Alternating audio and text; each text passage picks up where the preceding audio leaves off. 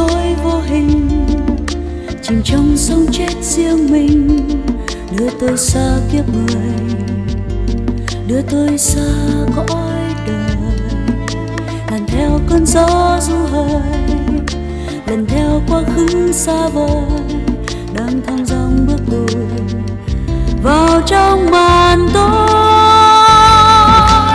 Tôi thấy mình đứng trong vườn, tôi vẽ màu sắc hoang đường lên những mộng ước vô thường về mấy con đường rồi không buồn nhớ. Tôi ngỡ từng nỗi mong chờ rơi xuống nhẹ đến hững hờ. Tôi đã về với hư vô trong trái tim khô hiu hắt mùa đông.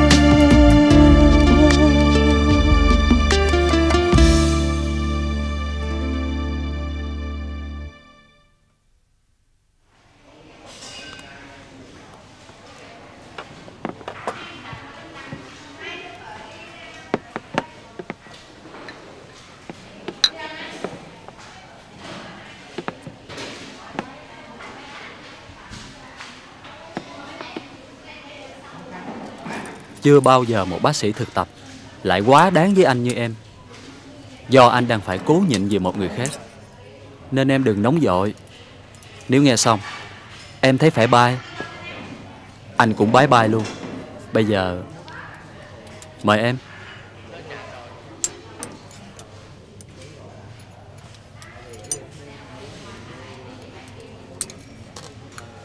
Anh muốn em gặp ngay bác sĩ Anh nói với chị ấy. Sắp tới có thể xảy ra nhiều chuyện không hay ở khoa, cụ thể là với chính chị Oanh. Vì sao? Bác sĩ Hùng đã có quyết định đề bạt phó giám đốc. Anh nghĩ anh ấy không xứng đáng sao? Đừng bắt anh phải bình luận về chuyện đó. Em chỉ nên biết anh ta có quyền trong tay.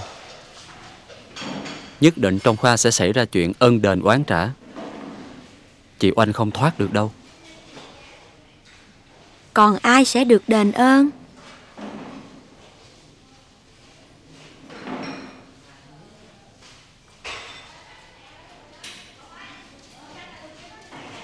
Anh muốn em nói cho chị Oanh biết để đề phòng và kịp thời thuyết phục bác sĩ Thanh bằng mọi giá, không để quyết định đề bạt đó thành hiện thực.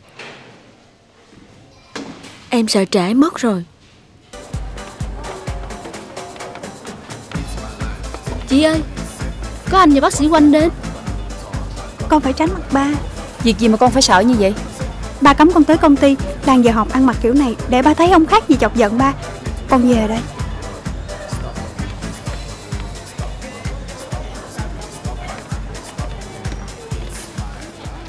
Đã đổi đời rồi mà nó còn sợ ba như sợ cọp á. Tính anh nghiêm khắc, nói ý tứ thế cũng tốt vậy. Thế nào rồi anh cũng rầy cả tôi cho xem.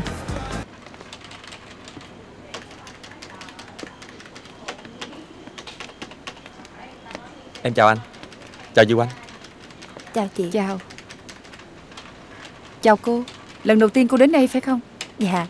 Em và anh tiện đi công chuyện, anh rủ ghé qua đây. Nhìn tận mắt cơ ngơi, em mới thấy chị giỏi thiệt. Giỏi thì ít mà liều thì nhiều. Tôi muốn gặp riêng cô và cậu Tường. Em mời anh qua phòng khách.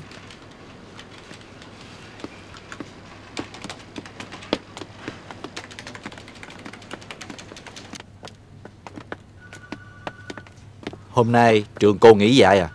Hôm nay mắc một số giấy tờ và công việc với ngân hàng, cần chị ấy trực tiếp giải quyết, nên em buộc phải mời chị ấy đến đây. Tôi không hỏi cậu. Em nhờ cô bạn dạy dùm 2 tiết cuối để qua đây. Nguyên tắc không để việc kinh doanh ảnh hưởng đến việc dạy học. Cô giấu tôi phá vỡ từ lúc nào? Thực tế có những việc lúc chủ trương làm em không lường tới. Những lúc cực chẳng đã em mới bỏ trường qua đây. Không lường tới. mà nhắm mắt nhận tài sản hàng tỷ đồng của người ta đi kinh doanh. Cô có biết là hậu quả sẽ như thế nào không? Cứ cái kiểu được đằng chân lân đằng đầu như thế này, sẽ có ngày cô tuyên bố bỏ nghề dạy học. Còn tôi thì như một đứa con nít bị cô qua mặt từ A đến Z, phải không? Em xin lấy danh dự thề với anh rằng chuyện đó không bao giờ xảy ra. Nhưng lần này thì em xin lỗi. Em với cậu Tường sẽ bàn với nhau, thu xếp công việc để không bao giờ tái diễn chuyện ảnh hưởng dạy học nữa.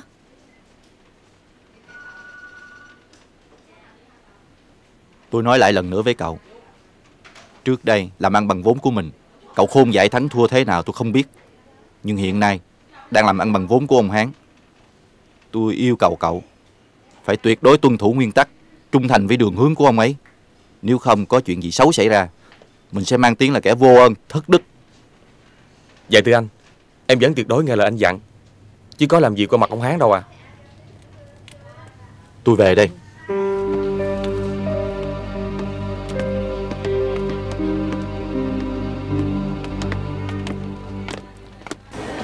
Em chào chị.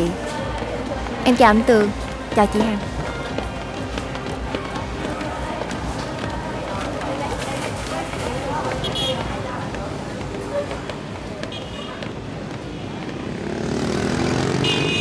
Lúc mới đến, ảnh rất nhẹ nhõm, không hiểu sao tự nhiên nổi giận. Có lẽ mỗi lần đến thấy công ty ngày một bề thế, anh ấy quản. Tôi đã hứa là chỉ tham gia việc kinh doanh ngoài giờ dạy học. Nhưng có lúc ngoại lệ cũng phải thông cảm chứ. Bệnh viện đang giờ làm việc, anh ấy rủ cô Anh đến đây ngồi uống cà phê, khác gì chị bỏ dậy 2 tiết về làm việc công ty. Chị nhẫn nhục chịu đựng quá, lại còn phải xin lỗi. Chứ em á hả? Riêng Cảnh, 2 người dính đôi trên xe hơi, rủ rỉ như cặp bồ, đừng hòng yên với em. Cô không nên nói vậy. Tôi hiểu anh Thanh hơn cô. Hơn nữa cô Oanh là người đàng hoàng. Chị cứ tin em đi. Ba má em đều là bác sĩ, em cũng là dân y khoa, còn lạ gì. Nghề khác, chuyện xác thịt còn thiêng liêng, tình nghĩa với đủ ý tứ lo ngại. Chứ nghề y, trên mức tình cảm với nhau một lần, quá lắm cũng như là một ca tiểu phẫu. Đôi khi chẳng để lại vết sẹo, vì chủ quan có ngày mất chồng. Em có khùng không mà nói lung tung vậy?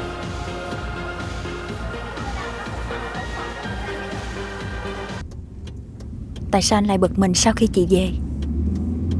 Đâu có chuyện gì. Không lẽ tôi đã sớm trở nên lỗi thời? Nói chung, tôi không sao chịu nổi những biến động gây xáo trộn nếp sống đã thành nguyên tắc ở nhà lẫn trong bệnh viện. Trong đầu tôi không có chỗ trống để thừa nhận vợ tôi từ nhà giáo trở thành nhà buôn, cũng như không có chỗ trống để thừa nhận bác sĩ Hùng, một người tôi hết sức tin cậy, lại có thể lợi dụng lòng tin của tôi để triệt hạ người khác.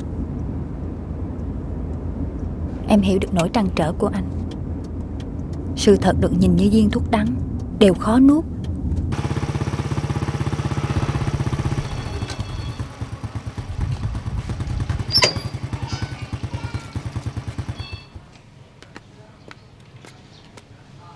Anh tới đây làm gì? Anh không vào được hay sao?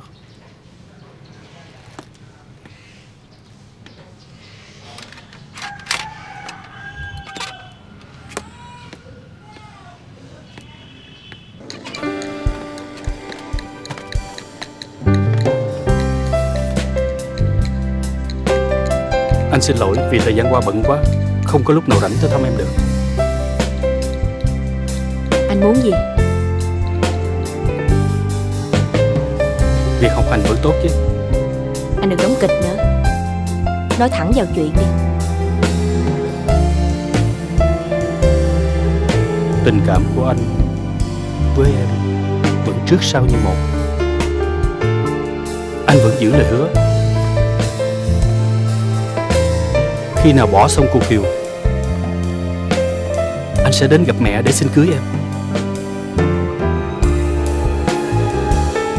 Tôi không bị lừa, và cũng không còn ảo tưởng nữa đâu. Mà anh phải ca mãi bản cũ. Tôi biết anh đang gắn bó với cô Hoa chủ tiệm vàng.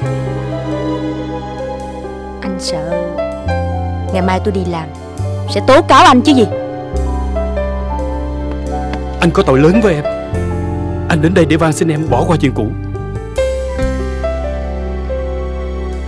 Anh đứng lên đi. Làm đàn ông, dám làm, dám chịu. Việc gì phải làm như vậy? Chuyện đó, lúc ở bệnh viện tôi rất đau.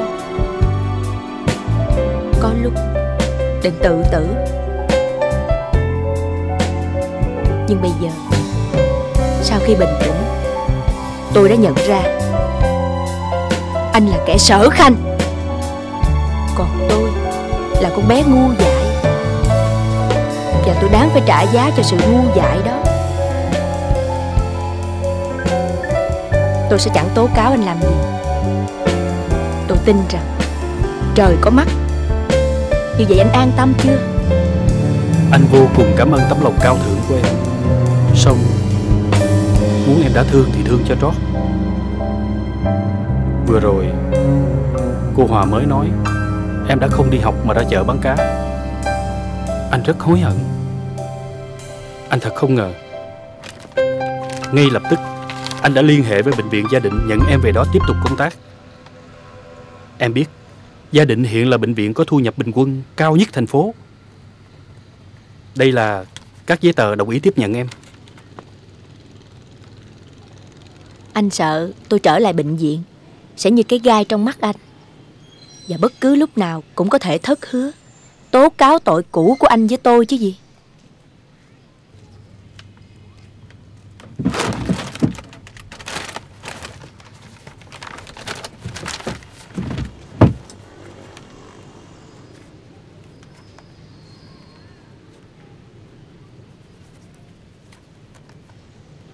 Đây là những lá thư anh gửi cho tôi và bác sĩ Phượng bạn anh về vụ phá thai, kèm theo cả biên lai thanh toán. Do lúc đó anh chưa khôn nên đã ký. Anh tính trả cho tôi bao nhiêu để quỷ đi? Đây, cả tiền Việt, cả đô la. Có bao nhiêu anh xin đưa hết cho em. Anh xin trả mọi giá để được em tha thứ, quên hết mọi lỗi lầm trong quá khứ của anh.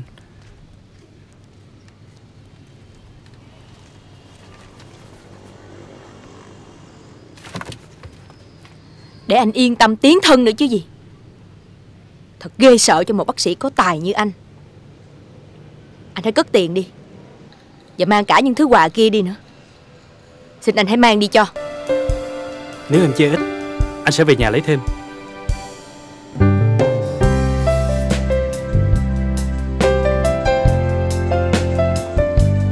Tôi chỉ thương hại anh thôi.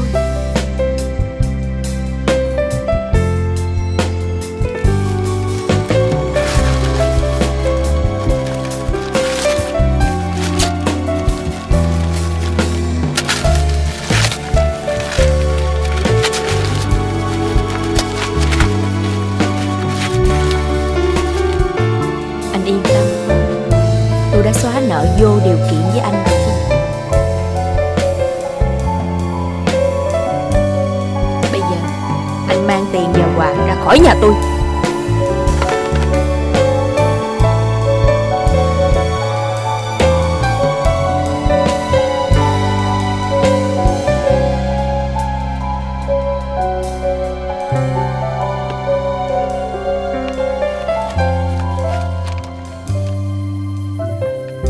Ăn lẹ lên đi con. Không có anh bé, con không muốn ăn. Má đã nói rồi, con không chịu nghe hả? Má đã đến tận Trường tìm, ở đó nói anh bé không về, nên má nhờ người đi tìm những nơi khác. Phải từ từ mới tìm được anh chứ. Bộ con tưởng để anh bé đi như vậy mới vui lắm hay sao? Thôi, nghe lời má, ăn lẹ lên đi.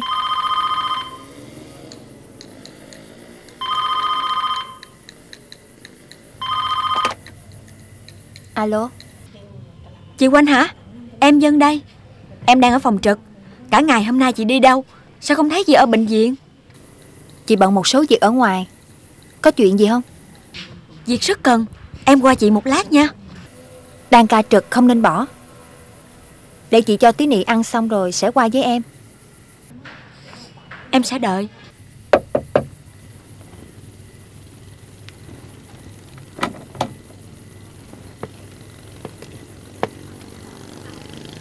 Em ngạc nhiên lắm hả? Anh còn đến làm gì nữa? Anh đến để xin lỗi em.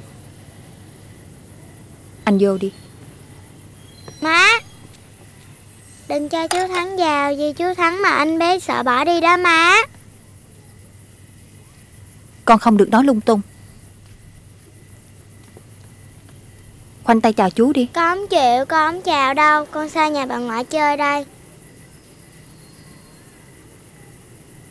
Con nít bây giờ nó tinh lắm. Cũng không trách được nó. Anh ngồi đi. Thằng bé bỏ đi rồi phải không?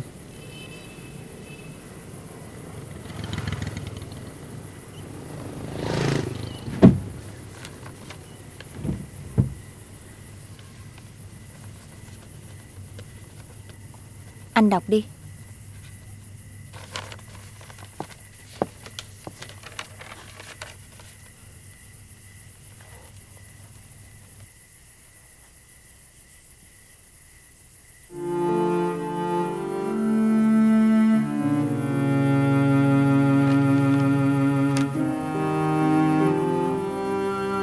Anh được dân cho biết nó bỏ đi.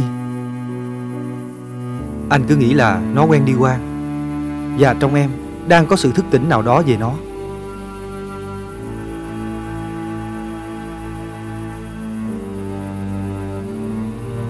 Nên anh đến đây với lòng độ lượng.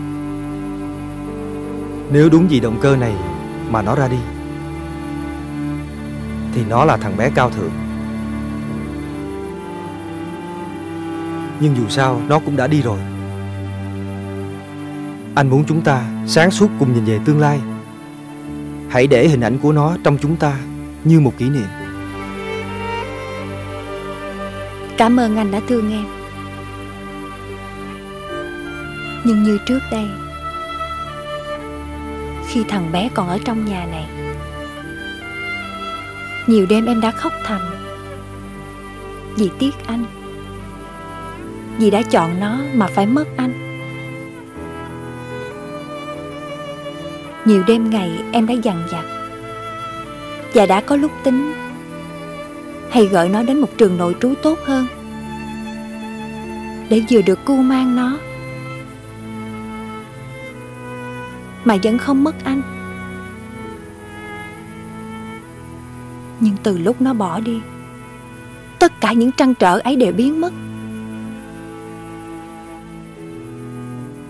Nếu một đứa trẻ như nó có mệnh hệ gì với đời sống này, thì tình yêu của mình, hạnh phúc của mình nếu có, liệu còn bao nhiêu giá trị?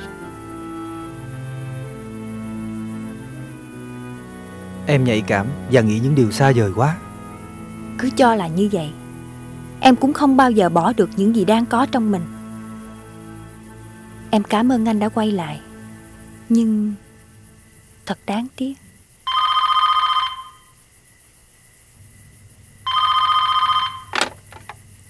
Alo. Chị Oanh hả? Chị nói sang ngay sao không sang? Xin lỗi em, có chuyện đột xuất, chị không sang được. Vả lại chị đang mệt, để mai chị em mình gặp nhau đi. Mai còn nói gì nữa? Để em sang chị vậy. Đừng có sang.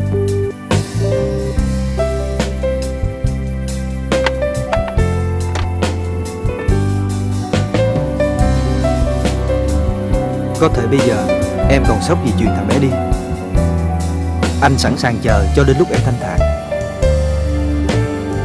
Vấn đề bây giờ không phải là có hay không có thằng bé ở giữa chúng ta, mà là anh và em quá khác nhau về tình cảm vị tha. Cứ cho em là một con điên, con khùng trước những chuyện nuôi con tí nị thằng bé, thì điều đó chỉ càng rõ ra giữa em và anh là một khoảng cách bất bình thường, không có cơ may khắc phục. Nên em đành chịu mất anh.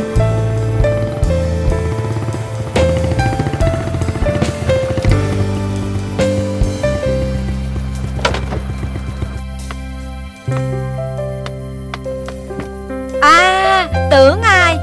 Hóa ra thủ phạm gây thất hẹn của bà chị em là anh. Khi nào vui vẻ xong, chị phone một tiếng, em sẽ qua ngay. Dân cứ ngồi chơi đi đã. Anh đến với chị Oanh từ thông tin của em đó. Cứ ngồi chơi đi, chuyện tụi mình cũng coi như đã xong rồi. Vậy thì em xin chúc mừng. Sao? Anh chị tính phương án tìm thằng bé thế nào? Em phone cho anh Thắng nói rằng đây là cơ hội tốt nhất chứng tỏ mình là người đàn ông cao thượng, phải không anh? Thôi, dân ở đây bàn công chuyện, tôi phải về. Chào anh.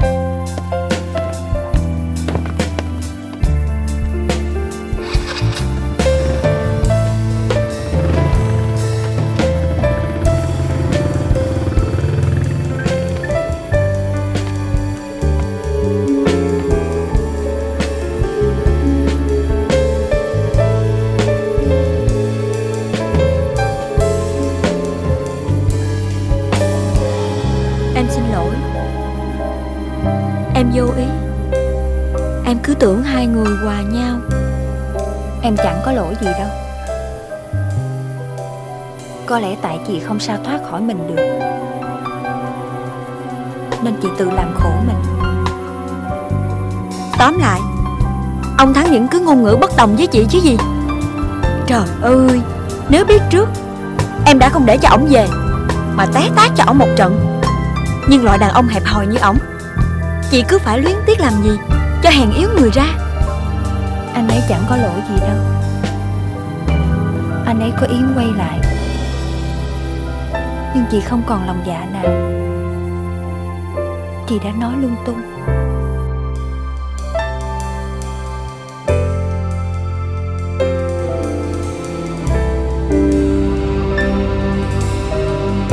Anh là kẻ sở khanh, còn tôi là con bé ngu dại, và tôi đáng phải trả giá cho sự ngu dại đó.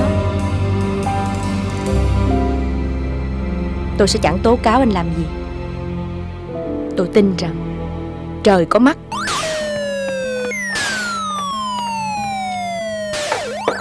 Hưng, ăn cơm.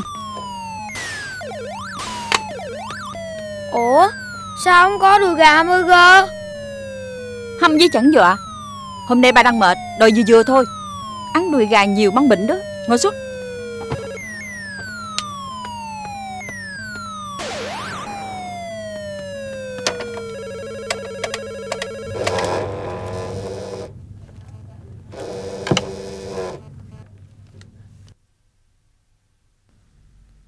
Alo.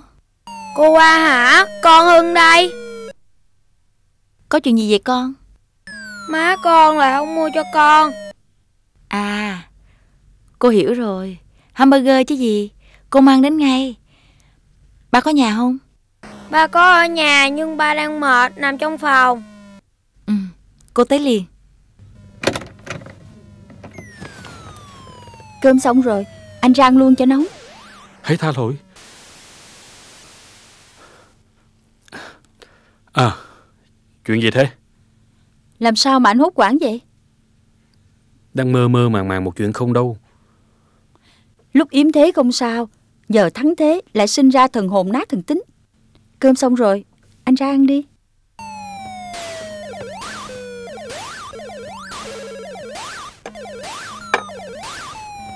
Hưng, tắt máy ăn cơm không? Cứ vậy đến nhà là dính không rời mấy cái trò chơi điện tử, có ngày hư hết mắt. Ba má ăn trước đi, con vừa gọi điện thoại cho cô qua mang hamburger đến, con ăn sau. Anh nói nó một câu, bây giờ cái gì nó cũng cô qua. Cô ấy chiều quá, chỉ làm nó hư. Đến cả chuyện ăn, chuyện chơi của nó cô cũng bắt tôi phải lo. Thế là cái quái gì?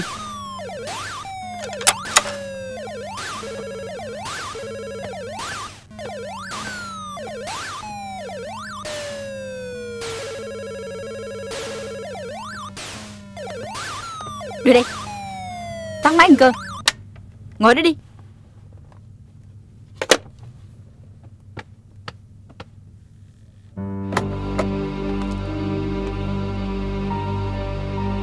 Có chuyện gì mới xảy ra với anh phải không? Không có chuyện gì cả. Anh định đi đâu vậy? Tôi sang nhà bác sĩ Thanh có việc. Em chờ anh về ăn cơm nha. Cô ăn trước đi. Cô Hoa có đến, nói cổ ngồi chơi một chút, rồi nói khéo cho cổ về. Tôi phát sợ vì Ray phải đấm đàn bà rồi.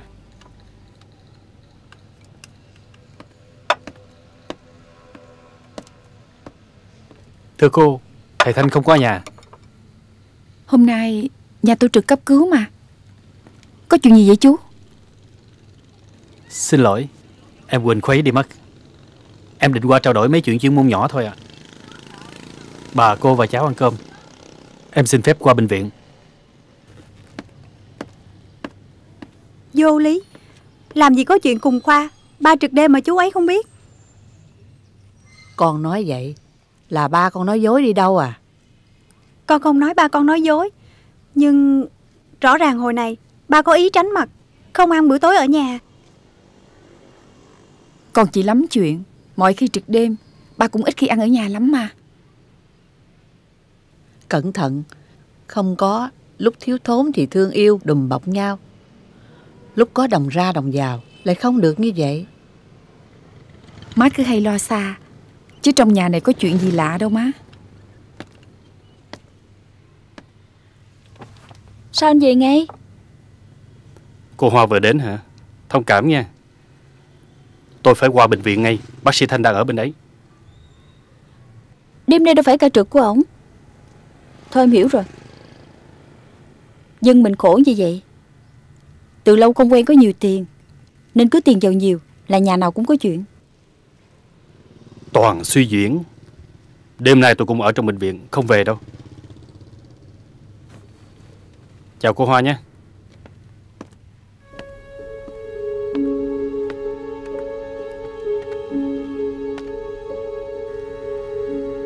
Lúc chưa có quyết định, ảnh rất tỉnh táo, sáng suốt.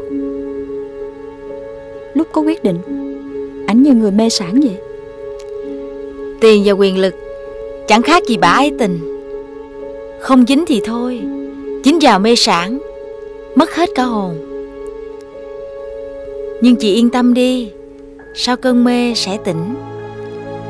Theo em bây giờ, chị em mình phải phò ảnh lên đến giám đốc. Đó là thực tế. Muốn làm hoàng hậu, phải giúp chồng trở thành ông vua.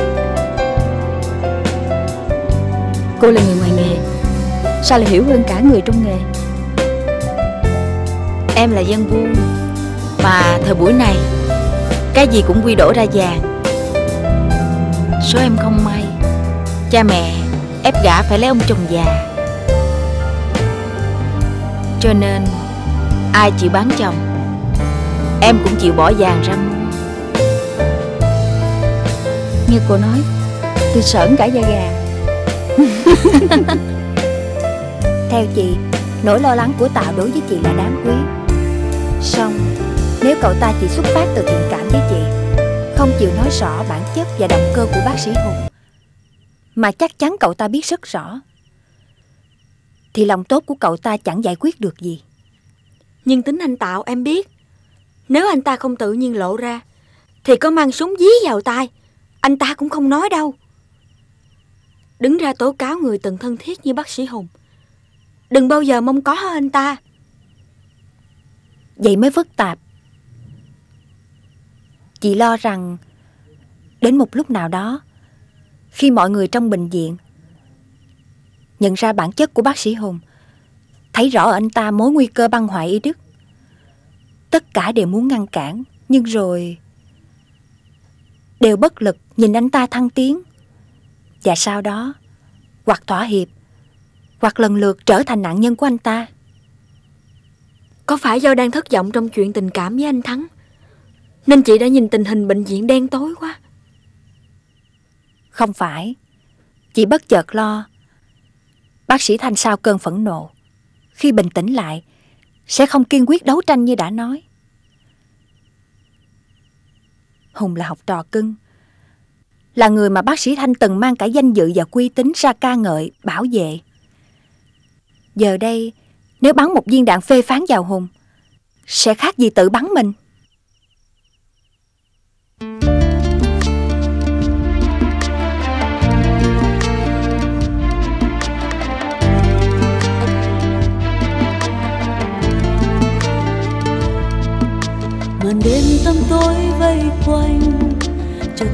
cho nắng long lanh, bên tôi bao tiếng cười, giang đôi tay đón mời, dìu tôi xa chốn vô mình, về vui kiếp sống nhân sinh, mang theo trong cõi lòng tình yêu cuộc sống. Yêu quá màu trắng ân tình, êm ái màu trắng bên mình. Tôi thấy nhiều giấc xuân nồng, màu sắc tươi hồng làm tim hồng ấm.